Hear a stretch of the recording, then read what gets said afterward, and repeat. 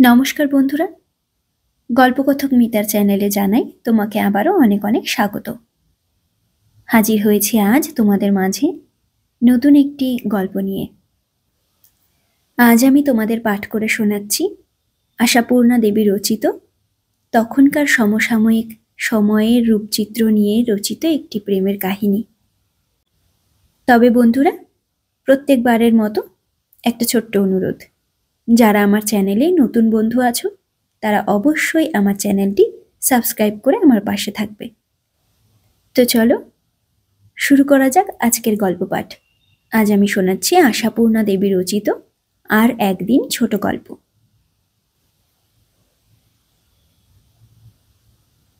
ওদের ভালোবাসাটা তা বলে এমন কিছু নোভেলি ভালোবাসা ছিল না।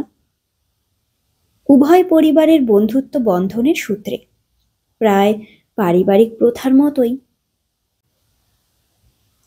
দুবাড়ির ছেলে মেয়েদের মধ্যে ছেলেবেলা থেকে যে সহজ প্রীতির সম্বন্ধ গড়ে ওঠে সেইটুকুই, তার বেশি নয়। এদের ছেলেরা ওদের ছাদে ঘুড়ি ওড়াতে গেলে, অথবা ওদের ছেলেরা এদের উঠানে মার্বেল খেলতে এলে কেউই যেমন দোষের বলে গণ্য করত না, তেমনি গণ্য করত না এ বাড়ির অলকা ও বাড়ির অশোককে দুখানা রুমাল সেলাই করে দিলে, অথবা ও বাড়ির অশোক এ বাড়ির অলকাকে একখানা বই প্রেজেন্ট করলে। শুধু এইটুকু সুযোগের অবসরে যতটুকু আর যেমন ভালোবাসার সৃষ্টি হওয়া সম্ভব। উপহারের বইতে খিদের চাহিদা মেটে না। অশোকের ডিউটি ছিল যেন তেন প্রকারেণ অলকাকে বই যোগান দেওয়া, কিন্তু বইয়ের পোকাকে বই জুগিয়ে কুলিয়ে উঠতে কে পারে? অশোক বলে, তোর জন্যে দেখছি আরও 2-4টে লাইব্রেরির মেম্বার হতে হবে।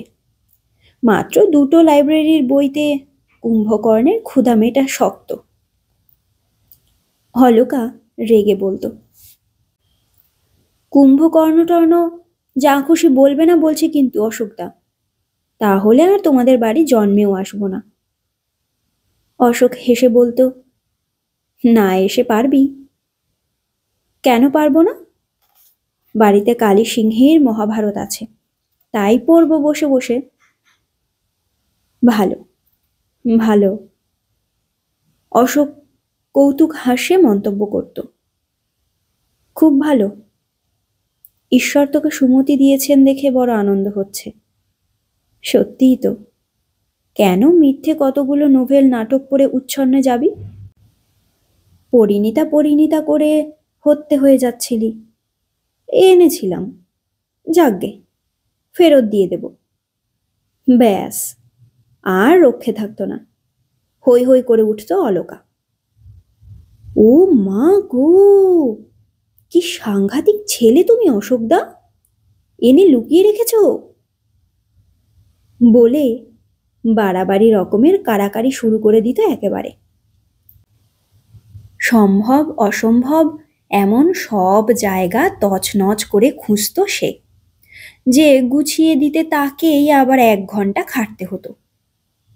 এসব ঘটনা যে অভিভাবকদের অসাক্ষাতেই ঘটত এমনও নয়, কারণ তারা এতে কৌতুক উপভোগ করা ছাড়া সন্দেহের কিছুই দেখতে পেতেন না।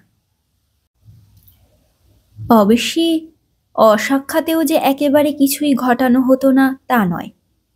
ধরো সেই একটি দিনের কথা, বোধহয় সে একটা প্রথম বৈশাখের এলোমেলো বিকেল।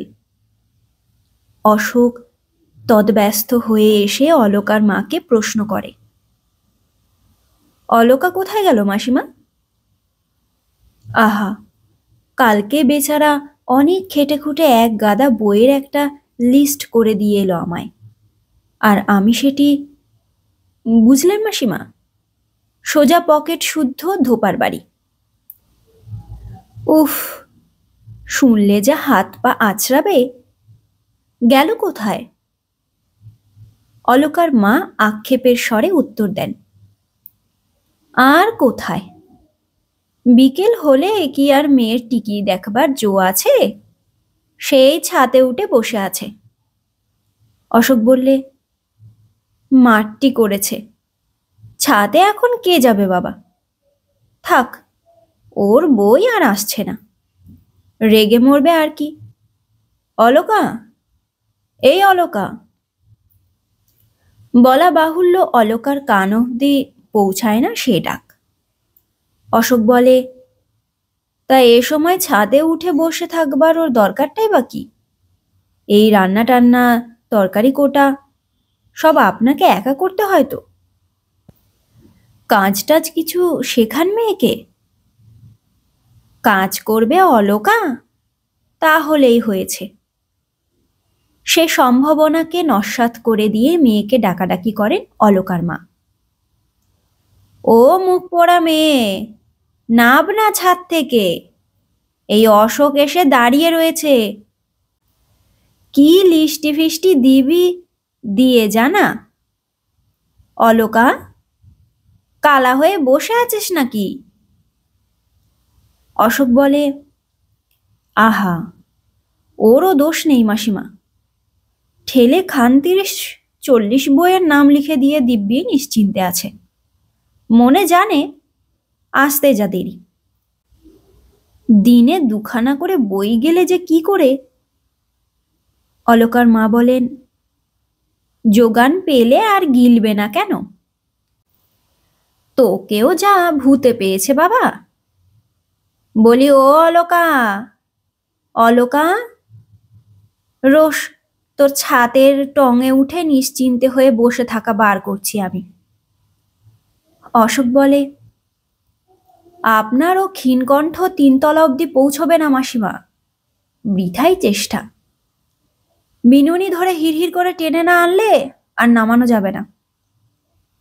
বিনুনি ধরে টানবার জন্যেই উঠতে হয় ওকে ছাদে। অলোকা অপ্রত্যাশিত খুশিতে চমকে গিয়ে বলে, ওমা, এ কি, তুমি হঠাৎ ছাদে যে? কি করব? অশোক গম্ভীরভাবে বলে, আমাকে যে ভূতে পেয়েছে। ও আবার কি কথা? অলোকা বলে, যা তা বলছো কেন? মাসিমা তো তাই বললেন। ঠিকই বলেছেন, বুদ্ধি আছে, দৃষ্টি আছে, তাই বলেছেন। তবে হিসেবে একটু ভুল করে ফেলেছেন, ভূত নয়, পেতনি। যা, বলে চঞ্চল হয়ে উঠে দাঁড়ায় অলোকা। এই নিতান্ত সহজ সামান্য পরিহাসেও কেমন যেন ভয় ভয় করে ওর। অশোকের মুখের কথার সঙ্গে চোখও যে কথা কইতে চাইছে, চোখের ভাষা যে বড় হয়, ও সামান্যকে এক দণ্ডে অসামান্য করে তুলতে পারে। তাই না চোখকে এড়াতে অকারণ এত মুখের কথা সৃষ্টি করা? কথাই হচ্ছে আশ্রয়। তা ভয় অশোকেরও ছিল বই কি। তা নইলে অমন বলি বলি চোখ কিছু না বলেই থেমে থাকে। ছাতে মাদুর পেতে বসে আর কিছু নয়, বই পড়ছিল অলোকা। হঠাৎ উঠে দাঁড়াতেই কোল থেকে পড়ে গেল বইটা, রবীন্দ্রনাথের চয়নিকা। কি পড়া হচ্ছিল কি? ইস, কাব্যি। কুড়িয়ে নিয়ে মাঝখান থেকে একটা কবিতা খুলে ধরে অবজ্ঞার সুরে বলে, পড়লেই হয় না শুধু বোকার মতো, মানে বুঝতে পারিস কিছু? কেন পারবো না? খুব পারি। ভগবান একা তোমাকেই সব বুদ্ধিগুলো দিয়ে দিয়েছেন নাকি? আমার তো তাই ধারণা। পারিস যদি তো পড় এটা, পড়ে মানে বল দেখি কেমন বোধ শক্তি। খোলা পাতাটার দিকে চেয়ে অলোকার মুখটা লাল হয়ে ওঠে। কথা বলার শক্তি বড় বিশেষ থাকে না। কই, কি হলো, পড়তে পারলি না? সত্যি কি পণ্ডিত, পড়তেই পারে না আবার মানে বোঝার গুমর। দিনে 2খানা বই শেষ করার রহস্য এবার বুঝেছি। শুধু চোখই বোলাস। এই তো, শুনবি তবে? শোন, মানে বুঝিয়ে দিচ্ছি। কবি বলেছেন, তোমারেই যেন ভালোবাসিয়াছি শতরূপে শতবার, যুগে যুগে অনিবার চিরকাল ধরে। শেষ পর্যন্ত মানে বোঝবার জন্য দাঁড়িয়ে শোনার সাহস অলকার অন্তত ছিল না। বেচারা 14 বছরের অলকা ছুটে পালিয়ে গেল নিচে। না, 14 বছরের নায়িকা শুনে হাসবার কিছু নেই। ঘটনাটা এ যুগের নয়, সে যুগের। তখনও 13 বছরের ললিতা সগৌরবে আঁচলে চাবির গোছা বেঁধে পাঠকের চিত্ত জয় করে বেড়াচ্ছে। অবশ্যই এমন সুযোগ সুবিধে বড় বেশি পাওয়া যেত না। এ জীবনে দুজনের মিলন না হলে জীবন মিথ্যে হয়ে যাবে, এমন আজগুবি কথা দুজনের একজনও ভাবেনি কোনোদিন। দুজনে দুজনের বিরহে সারা জীবন ব্যর্থ দীর্ঘ নিঃশ্বাস ফেলেছে, এমন ডাহা মিথ্যে কথা গল্প লেখকেরও লিখতে বাধবে। আসল ঘটনা এই, তারপর থেকে ওদের আর দেখাই হয়নি। সংসারের জটিল ঘটনাচক্রে বিচ্ছিন্ন হয়ে যাওয়া একটি 14 বছরের মেয়ে আর একটি 18 বছরের ছেলে নিজেদের চেষ্টায় আর কখনো মুখোমুখি হতে পারেনি।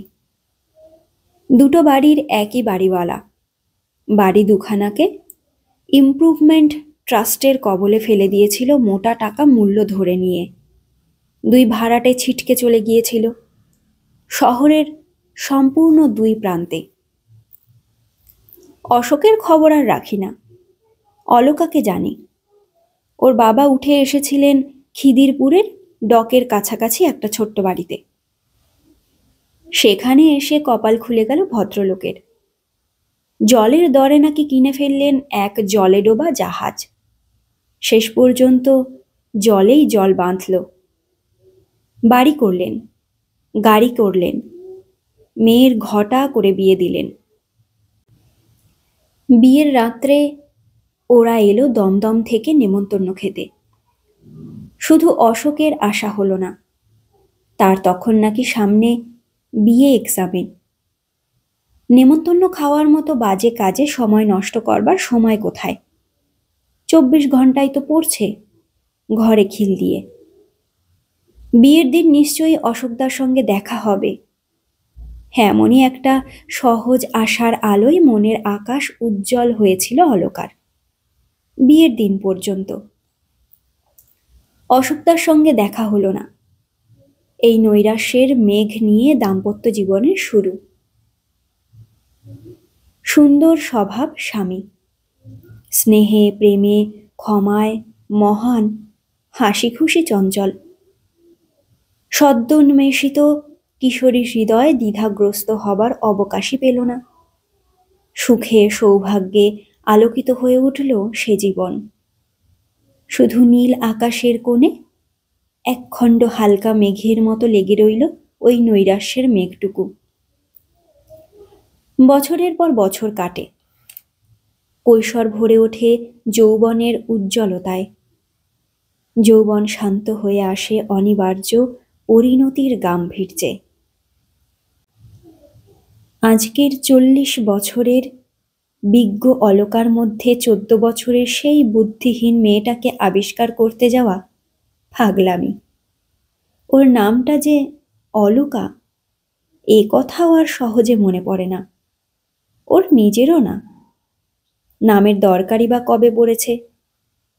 তবু রয়ে গেছে একটা হাস্যকর পাগলামি, দীর্ঘকালের অর্থহীন অভ্যাস। সময়ে অসময়ে অকারণে একবার মনে করা, আর কখনো দেখা হলো না। কিন্তু এও এক অদ্ভুত। ভাবলে কি যে আশ্চর্য লাগে অলকার। এই সুদীর্ঘ কালের মধ্যে দৈবাৎ কখনো কোনো দিনও কি দেখা হয়ে যেতে নেই ভাষা জগতে? তাহলে অপ্রত্যাশিত, আকস্মিক, সহসা এসব শব্দগুলো আছে কেন? সহসা দেখা হয়েও কি যায় না কারোর সঙ্গে?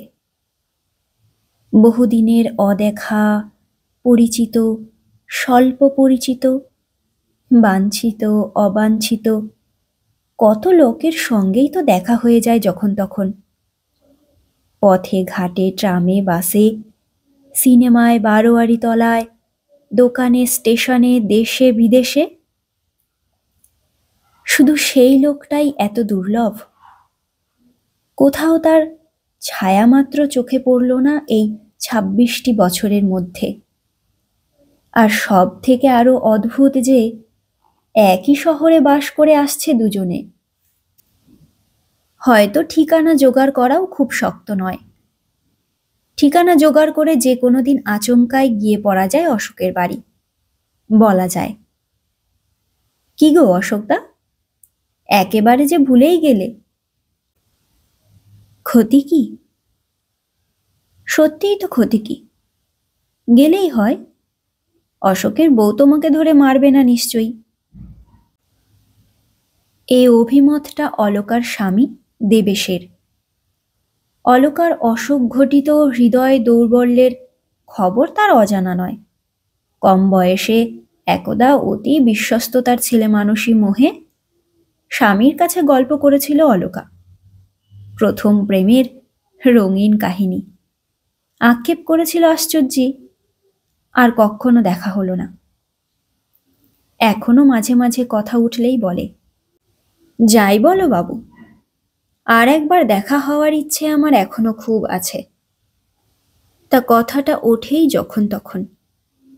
কৌতুকপ্রিয় দেবেশ ইচ্ছে করে ওঠায় অলকাকে রাগাতে। অশোকদার নামটা দেবেশের কাছে যেন প্রচলিত প্রবাদ, বরাবর চলে আসছে।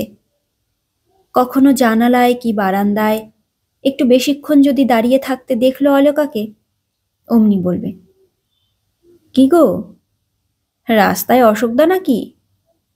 বাতায়ন পানে দুই আঁখি তুলিয়া।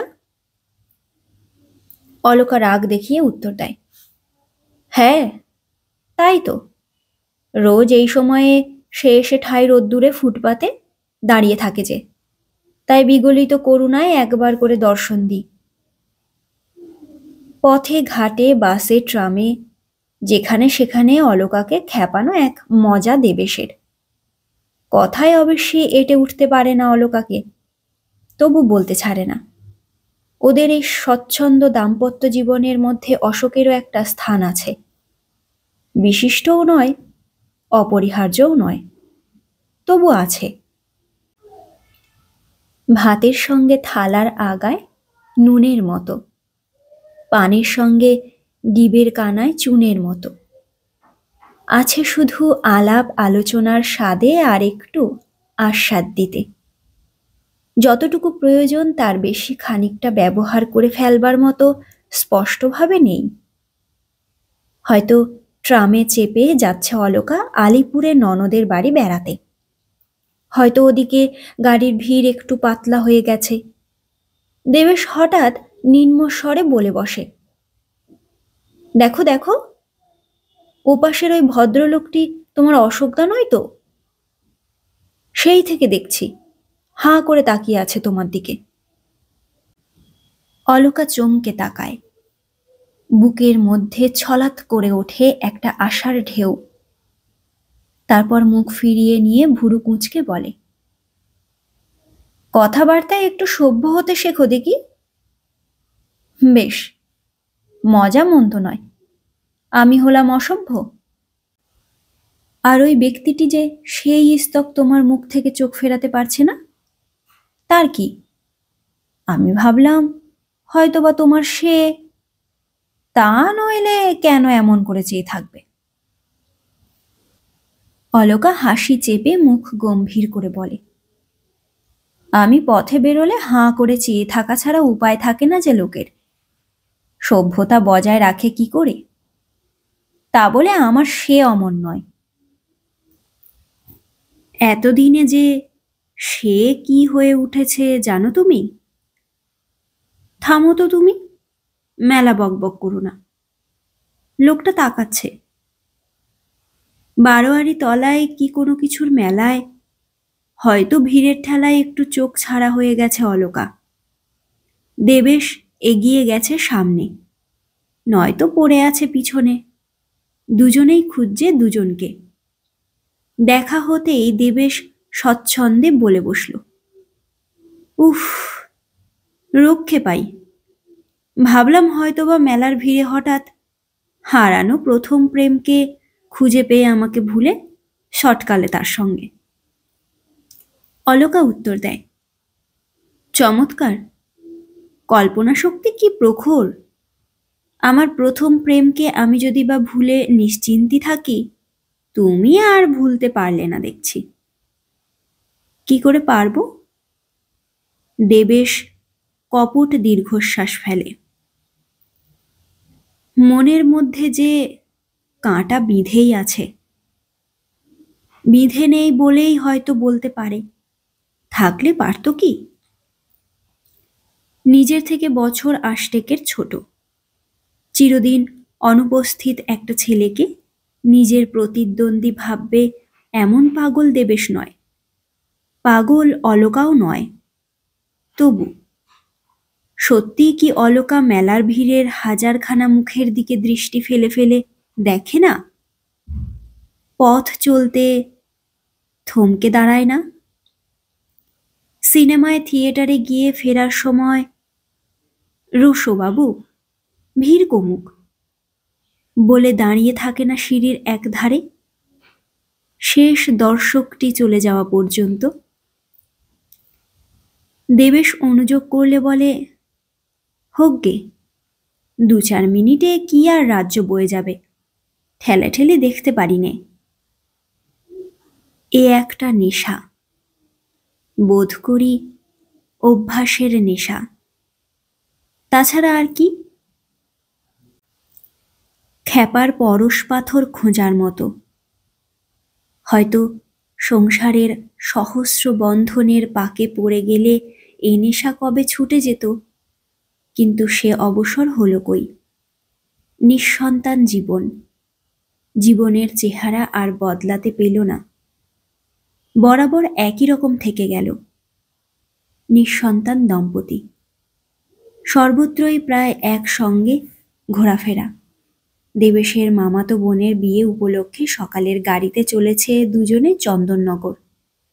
সেকেন্ড ক্লাস একখানি কামরায় উঠে গুছিয়ে বসে দেবেশ প্রথম কথা কয়, হ্যাঁ গো, ওদের বিয়েতে দেবার শাড়িখানা ভুলে ফেলে আসনি তো? এসেছি। কি সর্বনাশ! তাহলে উপায়? উপায়ের অভাব কি? চন্দননগর তাঁতের শাড়ির জন্য বিখ্যাত। তার মানে গিয়ে আবার একটা কিনতে হবে? ভুলে ফেলে এলে অবশ্যই হতো, কিন্তু থামো তো তুমি। খবরের কাগজখানা সঙ্গে নিতে বলেছিলাম, নিয়েছিলে? তা নাওনি। জানতাম আগেই, যত ভুল সব আমিই করি যে। নবদম্পতি নয় যে কেউ ওদের কথোপকথনে কর্ণপাত করবে। সম্পর্ক সম্বন্ধে সন্দেহের অবকাশ মাত্র নেই যে কেউ কৌতূহল দৃষ্টি ফেলবে। তাকিয়ে দেখেও না কেউ।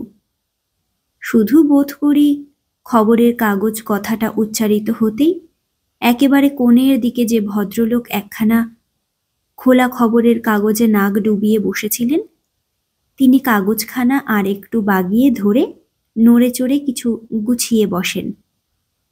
বোধহয় মনে মনে আশঙ্কিত হন, এই রে বাবা, চাইবে না তো? মুখটা স্পষ্ট দেখা যাচ্ছে না, তাই মুখের ভাব বোঝা যায় না। কাগজের ওপর জেগে আছে শুধু ভুরুর ওপর থেকে তেল চকচকে টাকওয়ালা মাথাটি। কর্তা গিন্নিতে নিচু গলায় সাবধানে কথা চলে। লোকটাকে যেন কোথায় দেখেছি দেখেছি। লোকটার আর কতটুকু দেখতে পাচ্ছ? মুখচন্দ্র তো কাগজের আড়ালে। তাহলে হাত পা কপাল ভুরু সবটা মিলিয়ে কেমন যেন চেনা চেনা লাগছে। দেখো আবার তোমার অসুখদা কিনা। চিরাচরিত ধরনের মিটিমিটি হাসে দেবেশ। অলকাও নিচু গলায় হেসে ওঠে। সত্যি যা বলেছ, ওই টেকো বুড়োটা নইলে আর অশোকদা কে হবে। দেখাতে তো আর পারলাম না কখনো। কপাল আমার, কি ফাইন চুল তার জানো, রেশম হার মানে। প্রেমে পড়েছিলাম কি আর অমনি। আহা, সেই কৃষ্ণ কুঞ্চিত কেশদাম এখনো টিকে থাকবে, তা মানে কি? না, একবারে গড়ের মাঠ হয়ে যাবে। তুমি হিংসের জ্বালায় তাই চাও, আর কি। একটু চুপচাপ। ছটফটে দেবেশ আবার কথা কয়ে ওঠে।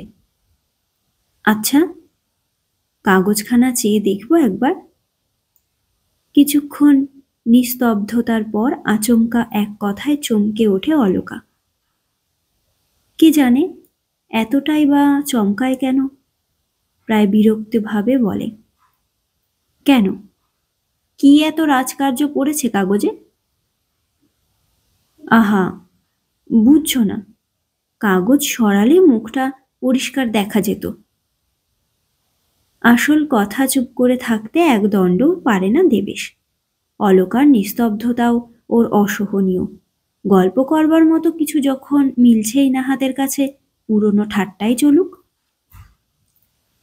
অলকা রেগে ওঠে, বলে, যাবে তার কি?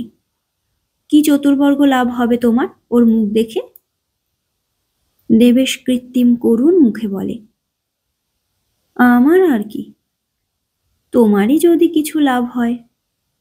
বলছিলে কি না, ওকে চিনি চিনি করি চিনতে না পারি। ভাবলাম, খবরদার বলছি, ওই বিদঘুটে কথাগুলো বলবে না আর। যখন তখন যেখানে সেখানে বললেই হলো ওই আজে বাজে কথা। এত হাড় জ্বালাতেও পারো। অবশ্য সব কথাই অপরের কান বাঁচিয়ে। সংবাদপত্র পাঠক ভদ্রলোক তখন কাগজখানা উল্টে ছোট করে ভাঁজ করে নিয়ে পড়তে শুরু করেছেন। অবনত মুখের সবটাই প্রায় দেখা যাচ্ছে। অলকা এক নজর দেখে নিয়ে মুখটা অন্যদিকে ফেরায়। এক্ষুনি দেবেশ হাসাহাসি শুরু করবে।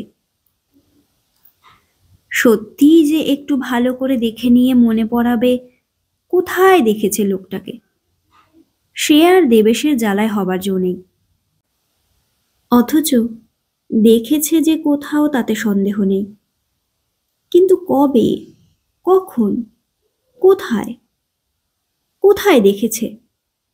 এরকম গোলগাল, নেওয়া পাতি গড়ন, এমন চুকচুকে টাক, কই? অনেক চেষ্টা করে কিছুতেই মনে করাতে পারে না। তবু মনে খটকা থেকে যায়। ভুরুর ওপর দিকে ফর্সা ফর্সা কপালে কালো কুচকুচে ওই তিলটা। কেমন যে পরিচয় নয়। ওরকম আর কার দেখেছে কবে? দেবেশের আবার উসখুস শুরু হয়। পানের কৌটোটা এসেছে তো? নিজের পকেটে হাত দিয়ে দেখো। জর্দাটা?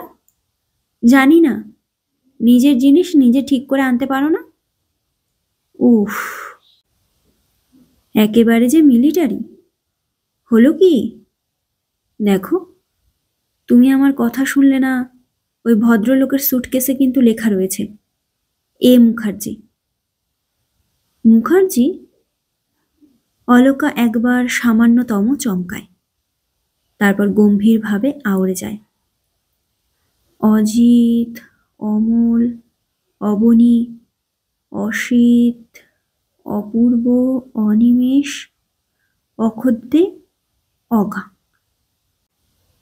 অর্থাৎ কিনা এতগুলো নামের মধ্যে যে কোনো একটা নামের অধিকারী যে কোনো মুখুজ্জে পরিবারের জন্মালে সুটকেসে এ মুখার্জি লিখে সঙ্গে নিয়ে বেড়াতে পারে।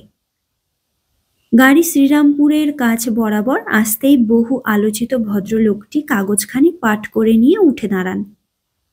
সুটকেসটি বাঁ হাতে তুলে নিয়ে ডান হাতে পাঠ করা কাগজখানা দেবেশের দিকে বাড়িয়ে ধরে সম্পূর্ণ দেবেশের দিকে তাকিয়েই স্মিত হাস্যে আবেদন করেন, পড়বেন?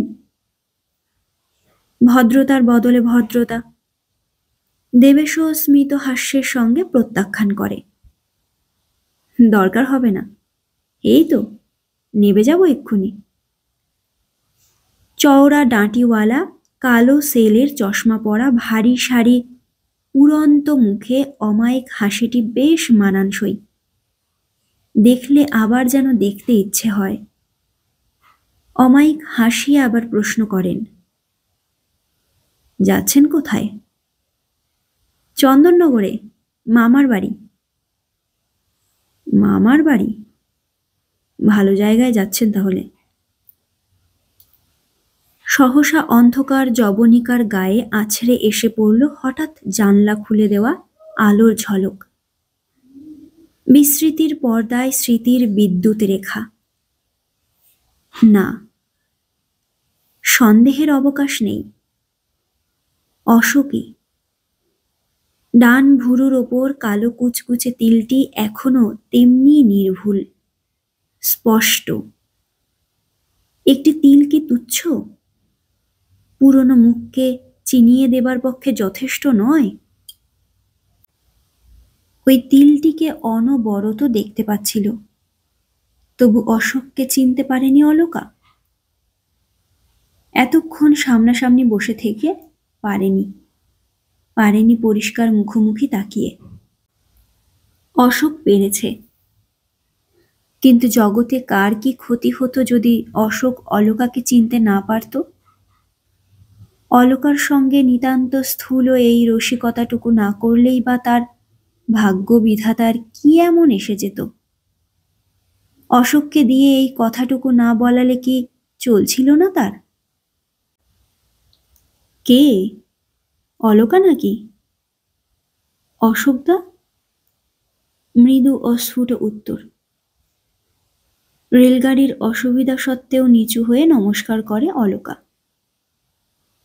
অশোকদা? দেবেশ চোখ বড় করে বলে, হ্যাঁ? সত্যি তাহলে আপনি সেই বিখ্যাত অশোকদা? বিখ্যাত নাকি? কি ব্যাপার?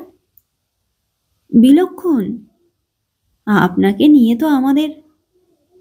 ছি ছি অলকা, শেষ পর্যন্ত তুমিই হেরে গেলে। বুঝলেন মশাই, আপনার বাল্য বান্ধবী এতক্ষণ আমার সঙ্গে তর্ক করছিলেন। অশোকদার কখনো অত টাক হতেই পারে না। আমার কিন্তু প্রথম থেকে সন্দেহ হচ্ছিল। তাই নাকি? হা হা করে হেসে ওঠেন ভদ্রলোক। আপনি তো আমাকে দেখেনইনি। দেবেশ অভ্যস্ত রসিকতার ভঙ্গিতেই বলতে যাচ্ছিল, দেখিনি শুধু বাঁশি শুনেছি, কিন্তু বলা হলো না গাড়ির বাঁশি বেজে উঠল। ট্রেন শ্রীরামপুর স্টেশনে ইন করেছে, মাত্র 1 মিনিটের স্টপেজ। গাড়ি থামার সঙ্গে সঙ্গে ভদ্রলোক নড়ে ওঠেন, তাড়াতাড়ি 2 হাত জড়ো করে বলেন, নমস্কার, এসে গেল আমার গন্তব্যস্থল। আপনার সঙ্গে দেখা হয়ে খুব খুশি হলাম। অলকা, চললাম তাহলে। অনেকদিন পরে দেখা হলো, কি বলো? নেমে গেলেন ভদ্রলোক তাড়াতাড়ি করে। সঙ্গে সঙ্গে গাড়ি চলতে শুরু করলো, আর সেই চলার সঙ্গে সঙ্গেই মুহূর্তে স্তব্ধ হয়ে গেল একটি মধুর বেদনাময় সঙ্গীত। থেমে গেল একটি সুর, অভিনয়ের পিছনে আবহ সঙ্গীতের মতো। অলকার জীবনের নেপথ্যে ঝঙ্কৃত যে অনাহত মৃদু সুরটি তার সমগ্র জীবনকে গেঁথে রেখেছিল একটি সুষমার ছন্দে, চিরদিনের মতো থেমে গেল সে সুর, ভেঙে গেল সে ছন্দ। না, সে সুর আর বাজবে না, সে ছন্দ আর ফিরে আসবে না। আর একবার দেখা হলো না, এই বলে নিঃশ্বাস ফেলবার মধুর সুখটুকু গেল ফুরিয়ে। হয়তো আর একদিন দেখা হবে। এই আবেশময় আশাটুকুর হলো সমাধি। হায়, কি প্রয়োজন ছিল আর একবার দেখা হবার? কি ক্ষতি ছিল আর একদিন না দেখা হলে? তবু মনের ভিতরটা কেউ কারুর দেখতে পায় না এই রক্ষা। বিধাতা পুরুষের সমস্ত নিষ্ঠুরতা, সমস্ত অসৌজন্য ক্ষমা করে আসছে মানুষ বোধ করি শুধু এই এক অপরিসীম কৃতজ্ঞতায়।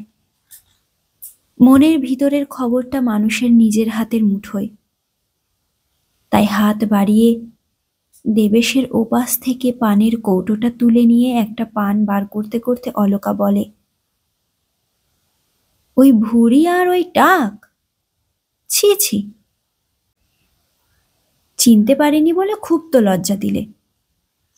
চেনবার কোনো উপায় রেখেছে? তা কি জানি। দেবেশ হাসে, আমি তো আর আগে দেখিনি। ও কি, পানটা ছিঁড়ছ যে ছেলে মানুষের মতো? খাবে না? না, শুকিয়ে গেছে। তা গেছে বই কি, নেহাতি শুকিয়ে গেছে। নইলে তুচ্ছ একটু কাজের ক্ষতি করে কিছুক্ষণের জন্য কি সহযাত্রী হওয়া যেত না? যাওয়া যেত না অলকার গন্তব্যস্থল পর্যন্ত? জরুরি কাজ। কাজ কত জরুরি হওয়া সম্ভব। আজ এখানেই শেষ করছি বন্ধুরা। আবার হাজির হব নতুন একটি গল্প নিয়ে। গল্পটি কেমন লাগলো অবশ্যই কমেন্ট করে জানাবেন।